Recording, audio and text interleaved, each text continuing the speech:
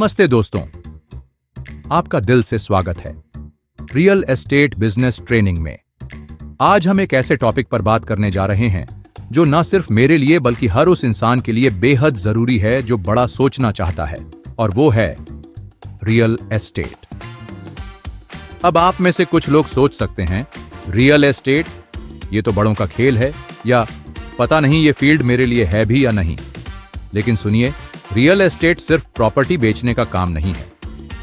ये एक ऐसा बिजनेस है जिसमें असीमित कमाई, नेटवर्किंग और लंबी अवधि की वेल्थ बनाने की पावर है। आज के सेशन में हम समझेंगे कि इंडिया में रियल एस्टेट कैसे हमारी इकोनॉमी की नींव है और कैसे आप इस इंडस्ट्री में कदम रख सकते हैं। चाहे आप बिल्कुल शुरुआत कर रहे हों या पहले से जुड़े हुए हों, तो अपनी चाय या कॉफी ले लीजिए, ध्यान लगाइए, क्योंकि जो आज सीखेंगे वो आपकी जिंदगी बदल सकता है। चलिए शुरू करते हैं। चलिए सबसे पहले इसे आसान भाषा में समझते हैं। रियल एस्टेट आखिर है क्या? सीधी सी बात है, रियल एस्टेट मतलब जमीन और उस पर बनी हर वो चीज जो स्थायी रूप से उससे जुड़ी हो। मतलब मकान, बिल्डिंग्स, फ्लैट्स, ये सब। लेकिन दोस्तों, रियल एस्टेट सिर्फ इमारतों का खेल नहीं है, ये है कम्युनिटी बनाने का जरिया। ये उन जगहों की बात है जहाँ पर परिवार पलते हैं, बिजनेस आगे बढ़ते हैं और ज़िंदगी की यादें बनती हैं। मैं कहूँ तो भारत में रियल एस्टेट हर चीज़ को कवर करता है। भीड़ भाड़ वाले शहरों के बीच बने कॉजी अपार्टमेंट्स से लेकर बड़े बड़े कमर्शियल कॉम्प्लेक्स तक जो बिजनेस हब्स में चमकते हैं, ये सिर्फ रहने की जगह नहीं है, ये एक इन्वेस्टमेंट का जरिया है, एक सोशल स्पेस है और हमारी बढ़ती इकोनॉमी की धड़कन है। तो जब हम रियल एस्टेट की बात करते हैं, हम सिर्फ ईंट पत्थर नहीं बल्कि भविष्य की बुनियाद की बात कर रहे होते हैं। अब यहाँ से चीज़ें वाकई में रोचक हो जाती हैं।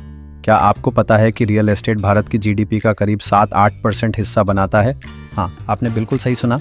ये सेक्टर हमारे देश की इकोनॉमिक ग्रोथ को आगे बढ़ा रहा है, लाखों लोगों को रोजगार दे रहा है और शहरों के विकास में अहम भूमिका निभा रहा है।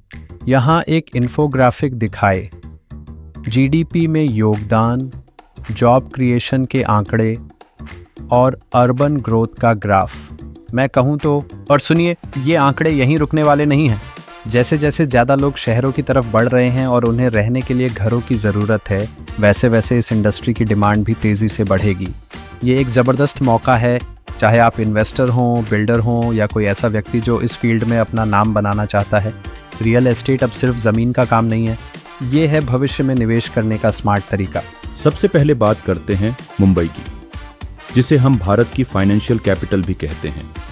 यहाँ दुनिया की सबसे महंगी प्रॉपर्टी में से कुछ मिलती है। समंदर के सामने शानदार अपार्टमेंट्स हों या आसमान छूती कॉरपोरेट ऑफिस बिल्डिंग्स, मुंबई हमेशा एक्टिव और हाई डिमांड में रहता है।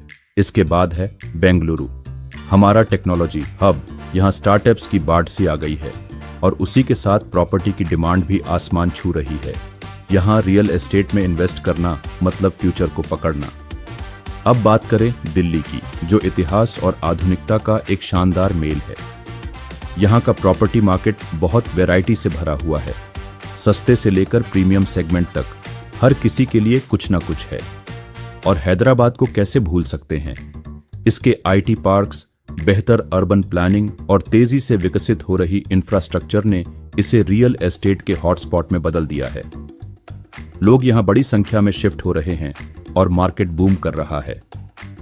आखिर में नजर डालते हैं पुणे पर, जो आज तेजी से एक पॉपुलर डेस्टिनेशन बन रहा है, खासकर रेजिडेंशियल और कमर्शियल प्रॉपर्टी दोनों के लिए। आईटी, एजुकेशन और मैन्युफैक्चरिंग का मिक्स इसे बेहद आकर्षक बना देता है। तो दोस्तों, ये शहर सिर्फ नक्शे पर जगह नहीं है, ये हैं भारत के रियल एस्टेट ग्रोथ इंजन। और अगर आप इस इंडस्ट्री में कदम रखने का सोच रहे हैं, ये जगहें आपके लिए गोल्ड माइन साबित हो सकती हैं। अब आपके मन में ये सवाल जरूर आ रहा होगा, बिल्डर्स का इसमें क्या रोल है?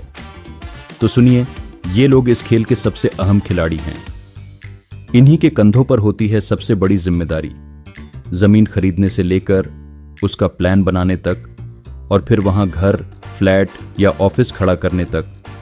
ये पूरा सफर बिल्डर्स ही तय कराते हैं।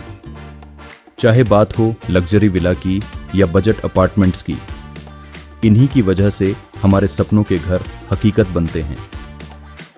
ये हमारे शहरों का स्काईलाइन गढ़ रहे हैं और लाखों लोगों के लिए एक बेहतर लाइफस्टाइल बना रहे हैं। मैं कहूँ तो सबसे अच्छी बात यह है कि आजकल कई बड़े बिल्डर्स सस्टेनेबल प्रैक्टिसेस को भी अपनाने लगे हैं। मतलब eco friendly materials, energy efficient design और ग्रीन बिल्डिंग्स का चलन बढ़ रहा है।